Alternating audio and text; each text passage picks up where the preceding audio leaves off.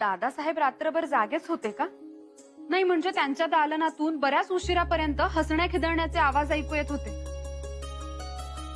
बत्ताशीबाई, बाळराजांची खासगी मसलत सुरू होती. अगं बाई, हो का? बाळराजांसोबत खासगी मसलत? त्यांचं काही विचारू नका. स्वराज्याची धुरा जणू काही अंगावरच घेतलीये त्यांनी. आणि वागतातही अगदी मोठे झाल्यासारखे. आम्हाला सारखे म्हणतात, बहिणीसा आता आम्ही मोठे झालो आणि दादासाहेबांनंतर रायगडाची सगळी जबाबदारी आमच्यावर आहे. काही म्हणा वहिनीसा, आमचे दोन्ही बंधुराज एकमेकांशिवाय अपूर्णच आहेत. बाळराजे, करमतय कुठे त्यांना? आम्ही शृंगारपुरी यायला निघालो तर आमच्या पुढे हे 4 पावलं तयार.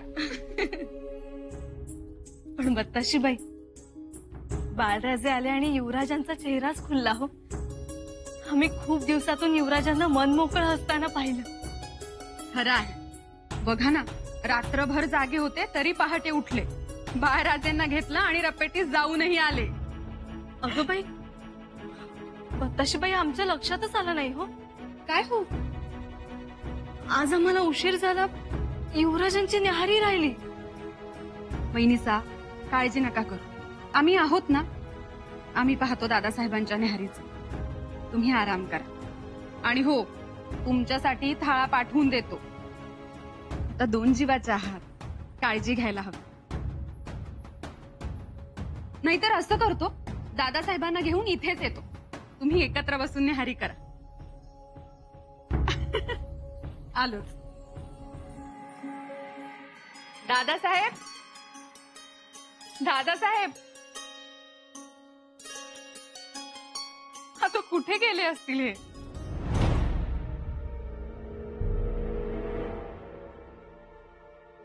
दिलेर खान?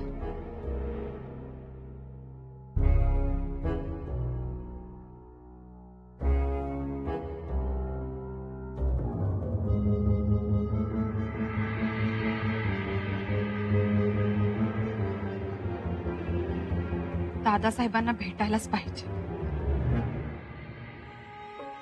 युवराज, आम्ही निघतो आहोत. यायला कदाचित उशीर होईल, आमची वाट पाहू नका. अहो पण थांबा, न्याहारी तरी करून जा. नाही नको, दूध घेतलंय आम्ही. युवराज थांबा, आम्ही काहीतरी करतो. युवराज न्याहारी. बसा. अहो पण एवढी कसली तातडी? आल्यावर सविस्तर बोलू आणि स्वतःची काळजी घ्या, नाहीतर आमची काळजी करत बसा. आलोच आम्ही. काही बोलले नाही. तातडी असली तरी असे जात नाही. काय बरं झालं असेल? युवराज, कविराज रहस्यभेद झाला. शिवस्वरूप बाबांच्या खलित्यातल्या मजकुराचा अर्थ उलगडला. वाह वाह, ये तो माँ काली की कृपा हो गई. हो, काली मातेचीच कृपा. जंग जंग पछाडलं होतं आम्ही या अर्थासाठी. आमच्या लक्षात येत नाही कैसे हुआ. अहो, बाळराजांशी बोलता बोलता रहस्यभेद झाला. खूप खुबीनं लिहिला होता मजकूर. मजकूर काय आहे? मजकूर मजकूर आहे वाऱ्याच्या वेगाचा, चौटा उधळणाऱ्या, आयाळ विस्कटणाऱ्या शक्तीचा. मजकूर आहे फुरफुरणार. मतलब? अश्वदळ. अश्वदळ उभारायचं आहे. अश्वदळ. समुद्रात जन्मभूमीवर ठाव, वाऱ्याची धाव. घोडा, घोडदळ, अश्वदळ. मोगलांना आव्हान देणार 4000 जातीवंत अबलख घोड्यांचं लखलखणार, विजेच्या रेघेसारखं पसार होणारं अश्वदळ. ही कामगिरी फारच सुंदर आहे आणि आव्हान तर बेभान करणार आहे. पण कविराज, आपल्याकडे वेळ मात्र फार कमी आहे. उद्या मातोश्री आणि बाळराजे रायगडावर जायला निघतील. त्यानंतर लगेचच या कामाला वेग देऊया. जी युवराज. कविराज, या अश्वदळाविषयी आमच्या मनात निश्चित अशा काही कल्पना आहेत. काय करायचं, कसं करायचं, सगळं. फक्त एक गोष्ट लक्षात ठेवा कविराज, हे अश्वदळ असं उभं राहिलं पाहिजे की स्वराज्याचं हे सामर्थ्य बघून भल्या भल्यांच्या उरात धडकी भरली पाहिजे. वहिनीसा, काय हो, कसला विचार करताय? आम्ही दादासाहेबांच्या दालनात गेलो होतो, पण नाहीत तिथे ते. हो, एवढ्यात गेले. थोडक्यात चुकामुक झाली तुमची. पण आम्ही त्यांना शोधतो हे सांगितलं नाही का? वाऱ्यासारखे आले आणि वाऱ्यासारखे गेले. पण कुठे गेले? न्याहारी न घेता. काहीतरी महत्वाचं काम आहे म्हणाले. वैनिसा, शृंगारपुरात आणखी काय काय महत्वाची कामं सुरू आहेत? अहो, रयतेची कामं असतात. शेतसारा, सारा माफी, बंधारा, शेततळी. जरा म्हणून उसंत घेत नाहीत ते. आणि त्यात भर म्हणजे कोणतरी ते शिवस्वरूप बाबा आहेत. त्यांचे खलिते येतात सारखे. शिवस्वरूप बाबा ते कोण आहेत? नाही, आम्हाच ठाऊक नाही ते. पण त्यांचे खलिते आले की युवराज अस्वस्थ होतात. सतत वाचत बसतात. आम्हाला तर काहीच कळत नाही. हा तोच तर खलिता नाही ना? हे तेच तर शिवस्वरूप बाबा नाहीत ना? दिलेर खान नावाचे. दिलेर खान? भत्ताशीबाई? वैनिसा, दादासाहेबांचा हा दिलेर खानाशी होणारा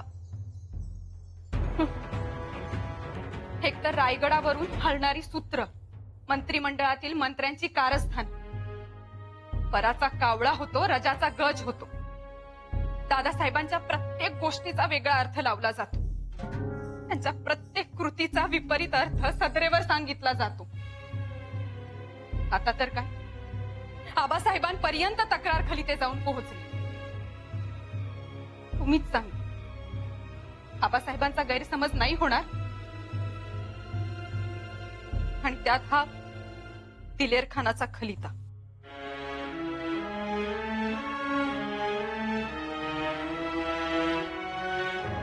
भत्ताशीबाई, तसं काहीही होणार नाही. तसं होऊ नये म्हणूनच आम्ही आलोय. दादासाहेबांशी बऱ्याच गोष्टी उघडपणे बोलायच्या, त्याही आजच.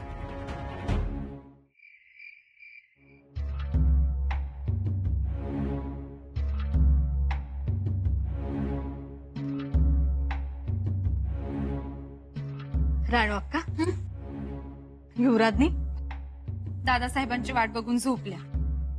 आता तुम्ही किती वेळ असं थांबणार? दादासाहेब येईपर्यंत. अहो, अर्धी रात्र उलटून गेली असल. धाराव, तुला झोप आली असेल तर झोप. खरंच दिवसभर काम करून अगदी थकून जातेस. तुम्ही बी पडा की थोडा वेळ. उद्या तांबड फुटला निघायचे ना मग. ते निघूच, अशी सवय आम्हाला. सकाळी बी घाईघाईतच गेलं युवराज. कसल्या एवढ्या कामात गडलत कुणास ठाव. आम्हालाही तोच प्रश्न पडले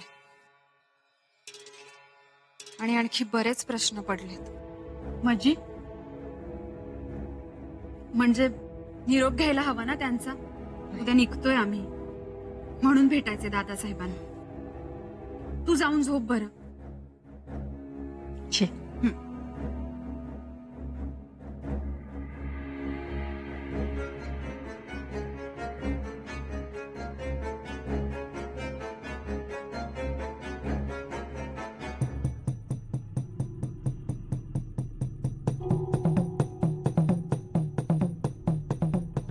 अक्कासाहेब, आपण अजून जाग्याच? तुमचीच वाट पाहत होतो. आमची? कशासाठी? बोलायचं होतं तुमच्याशी. अपरात्री? अक्कासाहेब, उद्या बोलू, उशीर झालाय. उशीर तर झाला आहेच, पण फार उशीर होऊ नये म्हणून आत्ताच बोललो असतो. एवढं काय महत्वाचं बोलायचंय अक्कासाहेब? तोच प्रश्न आम्हालाही पडलाय दादासाहेब. एवढं काय महत्वाचं सुरू आहे तुमचं? जे काही सुरू आहे ते महत्वाचं आणि स्वराज्य हिताचं, आणि ते काम आम्हाला गुप्तपणे करणं भाग आहे.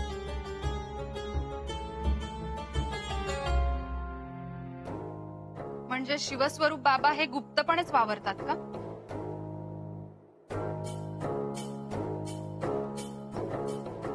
असं समजा हवं तर. ते जरी गुप्तपणे वावरत असले तरी काही गोष्टी या प्रकट होतात.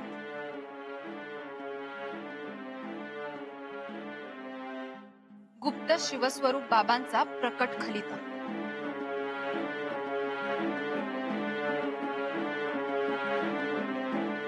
हा खलिता तुमच्याकडे कसा? हे महत्वाचं नाही दादासाहेब. आम्हाला सांगा तुमचं नक्की काय सुरू आहे. हा दिलेर खान स्वराज्याचा दुश्मन खरं तर. तो तुम्हाला यारी दोस्तीचे खलिते पाठवतो. याचा अर्थ काय होतो याची कल्पना आहे आपणास? स्वराज्यद्रोह. अक्कासाहेब, या दोस्तीचा परिणाम स्वराज्याच्या हितासाठी होणार असेल तर? तरीही दुश्मनाशी दोस्ती नाही. दुश्मन हा परकाच. अक्कासाहेब, इथं आपले कोण आणि परके कोण तेच कळेन असं झालंय आम्हाला. अक्कासाहेब, लढाईत दुश्मनाचा वार सहन करता येतो कारण जखम शरीरावर होते. पण ज्यांना आपण आपलं जवळचं मानतो अशी माणसं वार करतात तेव्हा काळजावर जखम होते. काळजावरच्या जखमांना कुणाला दाखवता येत ना सहन करता येत. अशावेळी आम्ही काय करावं अक्कासाहेब? दादासाहेब, माणसांना जेव्हा आपण आपलं मानतो ना तेव्हा त्याच्या वागण्या बोलण्याचे अर्थ त्यांना स्पष्ट विचारावे. त्यांची एखादी गोष्ट खटकली की मग मानाच्या मर्यादेत राहून त्यांना तसं सांगता येतं. पण अबोला धरून मनात दुरावा ठेवून गैरसमज वाढतात. आणि हे गैरसमज वाढले की मग साध्या गोष्टींचेही विपरीत अर्थ लागतात. तुम्हाला एवढंच सांगतो, रायगडावरचं वातावरण तुमच्यासाठी चांगलं नाही.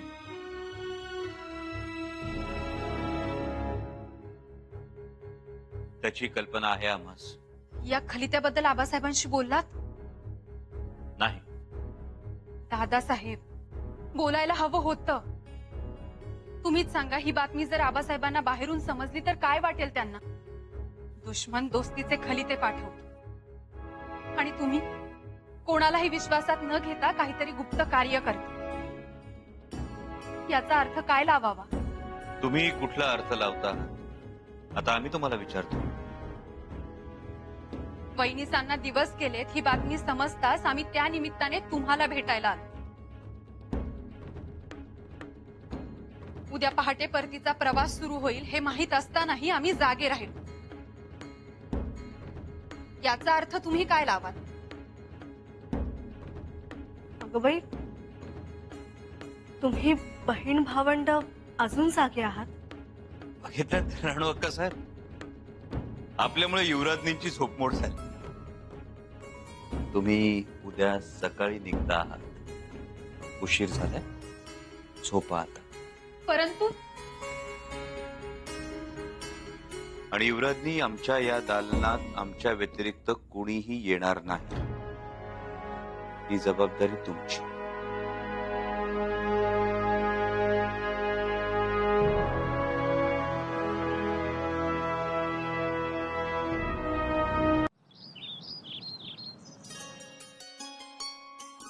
राणीसाहेब, सुनबाईंच्या आईसाहेबांनी कोकम दिलीत.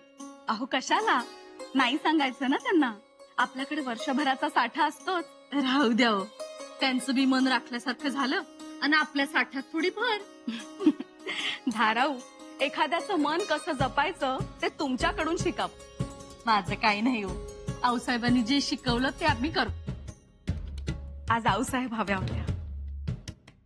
मातोश्री, अजून काही दिवस राहा नाही ते. सुनबाई, आम्ही तर म्हणतो तुम्हीही आमच्या सोबत रायगडी चला. महाराजही आता परतीच्या प्रवासात आहेत.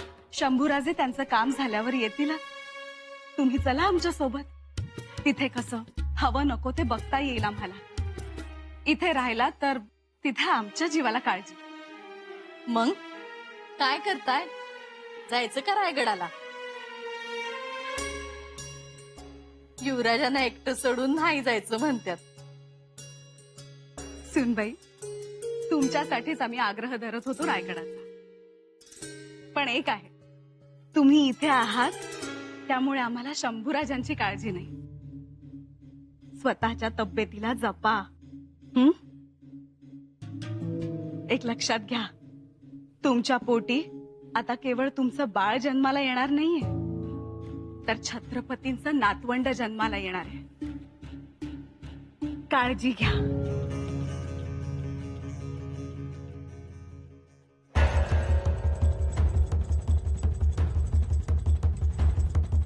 राणू अक्का, काही बोलायचंय? हो,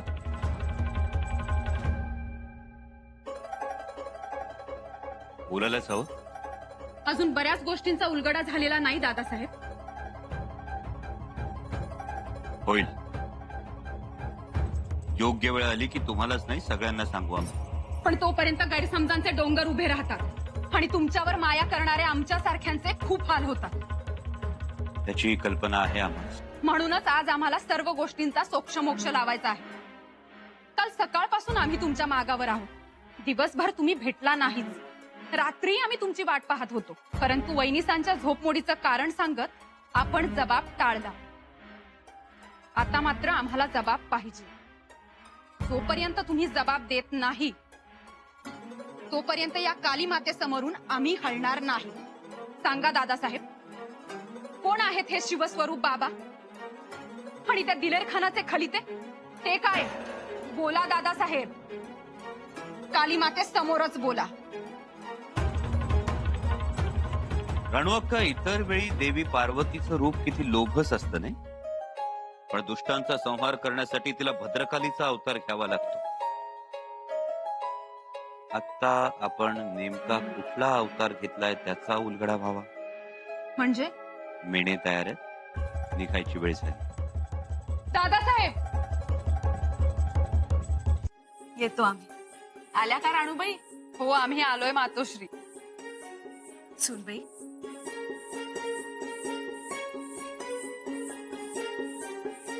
सांगितलेल्या सगळ्या गोष्टी ध्यानात ठेवा. बत्ताशीबाई, वहिनीसा पोहोचला आमच्यापर्यंत. ताईसाहेब, तुम्ही राहताय ना? पण हे घेऊन जाणार आम्हाला. तसा निरोपही आलाय. आम्हाला जावं लागेल.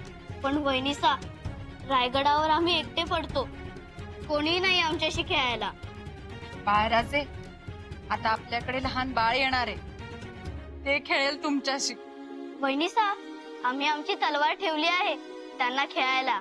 आणि मग तुम्हाला? आम्ही दुसरी मोठी तलवार घेऊ. मोठी तलवार उचलणार आहे का तुम्हाला? हो, आम्ही मोठे झालो आहोत. मोठे झालात खरे, पण आम्हाला मात्र अजूनही लहानच वाटतं. आम्ही खरंच मोठे झालोय. निवाडे करतो आम्ही. मग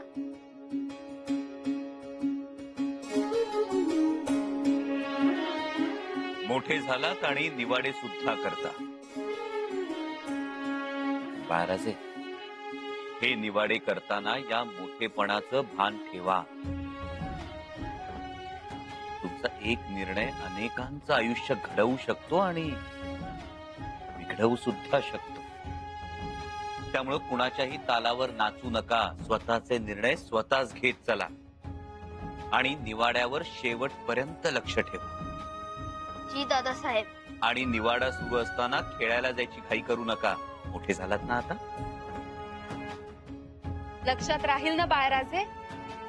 हो दादासाहेब, हर एक शब्द ठीक याद ठेव.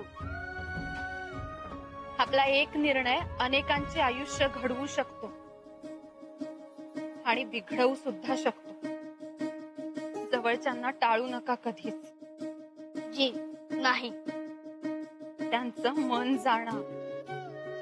जी अक्का साहेब. चला, येतो आम्ही. सुनबाई, काळजी घ्या. धाराऊ, लक्ष ठेवा सुनबाईंवर.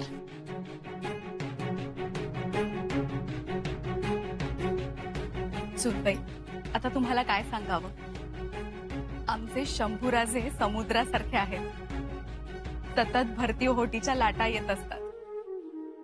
पण तुम्ही त्यांच्यासाठी भक्कम किनारा व्हा. शांत आणि स्थिर. जी मातोश्री. बाळराजे, चला आता. शंभूराजे, असं म्हणतात निरोप पटकन घ्यावा, वेळ लावू नये. सुखी व्हा, चिरंजीव व्हा. मातोश्री, आम्हालाही आशीर्वाद द्या. राणूबाई, तुम्ही कशाला पाया पडताय? मातोश्री, आम्ही इथेच राहणार आहोत.